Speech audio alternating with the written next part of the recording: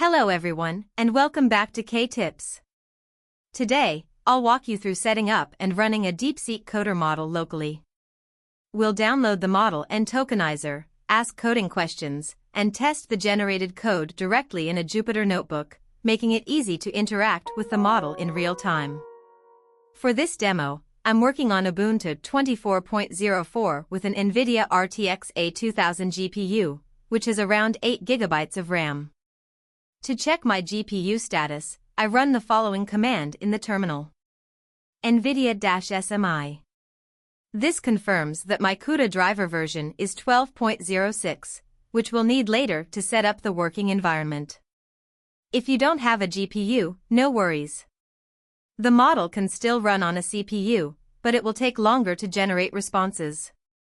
Since I'll be publishing this code on GitHub, I will create a CPU-only branch to make it easier for you to follow along. You'll find the links in the description below. Another key requirement is Docker running on your system. If you haven't installed Docker yet, check out the video linked on the screen now for a step-by-step guide. Once installed, you'll need the NVIDIA Container Toolkit installed to enable GPU support inside Docker containers. Additionally, you'll need to configure the Docker runtime to use NVIDIA by following the steps in the toolkit documentation. The link is in the description. Once everything is set up, verify that Docker is running by typing systemctl status docker, then press enter. We will also need Visual Studio Code, or VS Code, since we'll be using a DevContainer to configure our environment. If you don't have VS Code installed, visit the link appearing now and follow the steps, then install the DevContainer's extension before proceeding. Although I'm using DeepSeek Coder in this tutorial, the same steps apply to any other model available on Hugging Face. So, if you're interested in trying a different model, feel free to follow along. With these prerequisites in place, let's get started. First, I will open my browser, go to my GitHub account, and navigate to my repositories. Then, I create a new repository. Let's call it DeepSeek_demo. I will keep it private at first. Then, I select the Python template for my .gitignore. I put this project under the Apache license. Then I click on Create. I will add the description in the README before making the repository public. Once the repository is created, I click on Code, then I copy the HTTPS link of this repository. Next, let's use this link to clone the repository in VS Code. On the welcome page of VS Code, there's an option to clone a Git repository. I click on it and paste the URL I copied earlier. Then, I select the project destination. When prompted, I open the cloned repository. VS Code is pointing to the main branch, and this is where I will be working. I started by setting up my working environment using DevContainers. For this, I create a folder named .devcontainer. Inside this folder, I will add the file devcontainer.env. This is where I can set secret values like my Hugging Face token. Then, I will create the devcontainer.json to define our environment. When working with large language models, it's important to search for models that can be run on your system, as most of them require a lot of space and memory. In my browser, I search for the Hugging Face homepage, then navigate to the DeepSeek-AI repository. This is the page where you can see all official DeepSeek-AI models and look for the one suitable for you. I expand the Models section to show you the one we will use in this demo, DeepSeek Coder 1.3b Instruct. It should work on my computer with or without a GPU. It is free and open source. In this video, I will showcase how it works with a GPU, but I will also mention the steps or code you can skip if you're working on a CPU-only system. Again, these steps are the same for any other Hugging Face model, like Llama or Mistral. Some of them are not open source, but when you have an account, you can request access and will receive a token, which you will have to add to your environment. Next, I search for a suitable Docker image on Docker Hub. I will use one of the official PyTorch repositories, as I have good experience with them. Remember, my CUDA driver is at version 12.6, as we checked at the beginning of this video using NVIDIA SMI. So, I choose the image, PyTorch/PyTorch 2.6.0 CUDA 12.6 CUDA N9 Devil. Now that we have decided on the model and the Docker image to use, let's move ahead and edit the DevContainer.json file to configure our Python working environment. As always, we start by giving our container a name. I will call it DeepSeek Local Demo. In this project, I will include the instructions to install additional Python dependencies directly inside the DevContainer.json file. I say additional because the PyTorch base image we will be using already has some pre-installed libraries, such as Torch, along with the CUDA configuration, if you are working on a system with GPUs available. In the CPU-only branch on GitHub, I will modify this file to use the Python bullseye image, and in that case, we will need to install Torch manually. In this video, we install Jupyter, as we will be working in a Jupyter Notebook. We also install ipykernel, which is necessary for running Python code inside Jupyter Notebooks. Without it, the notebook wouldn't be able to execute Python cells properly. We need the transformers library as well because it provides the tools to load and run pre-trained models from Hugging Face, including the one we will be using in this tutorial. This library makes it easy to process text, tokenize input, and generate model outputs efficiently. Then, we install Accelerate, which helps distribute computations efficiently, whether you're working on a GPU or CPU, making sure the model runs as fast as possible given the available hardware. Next, we install SentencePiece, which is needed for tokenization. Many large language models, including DeepSeek Coder, use SentencePiece to break down text into smaller, meaningful pieces called tokens. Proper tokenization is essential for accurate and efficient text generation.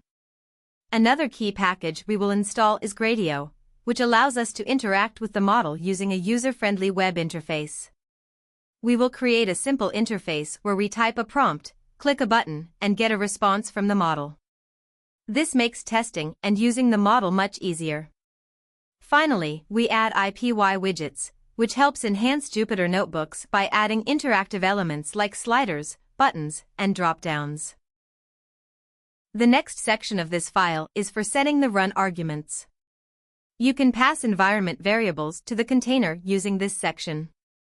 We will tell VS Code to find our variables in the DevContainer.env file. Since my system has one GPU available, I will make it accessible inside the container by using the --GPUs argument, followed by all. This ensures that the model can take advantage of the NVIDIA GPU for faster computations. In the image section of this file, I paste the Docker image I selected earlier, the PyTorch image with CUDA 12.6. Now, let's move forward and add VS Code extensions to our container. When working with GPUs, I like to have the NVIDIA SMI Plus extension enabled in my DevContainer so I can monitor GPU usage while running algorithms. This helps track how much memory the model is using and ensures the GPU is being utilized properly. Next, I add the Python extension for coding support, which includes Pylons for better code suggestions and auto-completion, as well as the Python debugger for troubleshooting issues in our scripts. Then, I add the Jupyter extension, which is necessary for running and managing Jupyter Notebooks inside VS Code. A quick check in my configuration file confirms that the extensions have been added successfully. Now, I will add my Hugging Face token to my DevContainer.env file. This token is required to access certain models on Hugging Face, especially if they require authentication. I will do it off camera. Feel free to skip this step if you don't have a token. Now, I will reopen my project in the DevContainer. It should not take long because I have used the base image before, so it should already be available on my local machine. Once inside the DevContainer, at the bottom left of the VS Code IDE, you can see the GPU status, confirming that the installation worked correctly. This means that the container is recognizing my NVIDIA GPU, and everything is set up properly.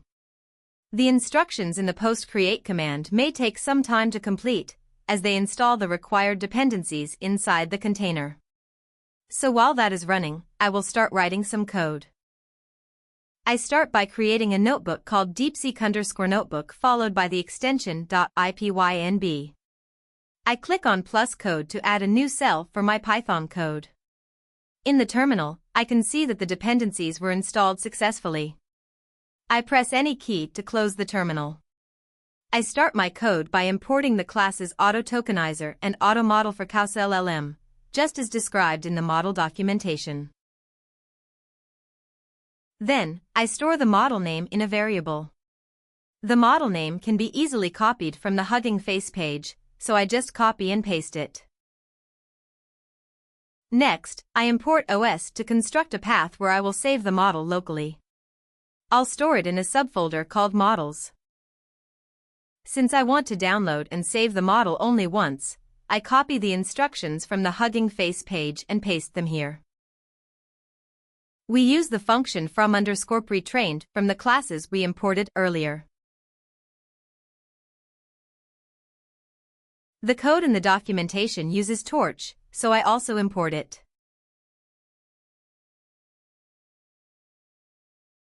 Let's manually select the IPython kernel to remove the warnings. Now, I use model.save_pretrained to save my model to the local path. I do the same for my tokenizer. This means that if the model path does not exist, we download the model from Hugging Face and save it locally. Let's also add some comments for documentation. Are you still following the tutorial? Then like this video. If you're facing any issues, let me know in the comments section, and I'll try to help. In the else block, I simply load the model from my local path, which saves time. Let's run this code. The model is being downloaded. We need to be patient here. Or, while waiting, let's start writing the inference code. I begin by freeing up any objects that are no longer in use with gc.collect. Then, I release any cached memory that PyTorch is holding in the GPU. This can be helpful for managing memory efficiently, especially when working with GPU resources in PyTorch. Next, let's define a function for inference. I call it generate_response, and it takes input_text as an argument. This will be our prompt, or in other words, the question we ask the model. Now, let's check the documentation to see how to invoke this model. This code first tokenizes a sequence of chat messages using a chat-specific template and converts them into PyTorch tensors, ensuring they are placed on the same device as the model. Then, it generates a response from the model with a limit of 512 new tokens, using deterministic sampling, do_sample equals false, and top k/top p filtering to control randomness while stopping at the EOT token. Finally, the generated tokens, excluding the input prompt, are decoded back into human-readable text, skipping any special tokens. Let's implement something similar. I first tokenize the input_text into PyTorch tensors using the return_tensors equals point argument, similar to the documentation, and move them to the model's device for processing. I use torch.no_grad to disable gradient calculation during inference. This is important for saving memory and improving performance, as we only need to generate predictions without updating the model weights. With model.generate, the model produces tokenized output, and we set max_length equals 1000 tokens. This version does not use a chat-specific template, making it more suitable for direct text completion rather than structured chat interactions. This code lacks sampling controls, meaning it relies on the model's default generation settings. The function then returns the decoded output, which is human-readable. As described in the documentation, I set the model to skip special tokens. Let's just copy and paste this. This should be enough for this tutorial. Now, I invoke the function and print the output using the prompt. Write a Python function to sort a list. This is my prompt.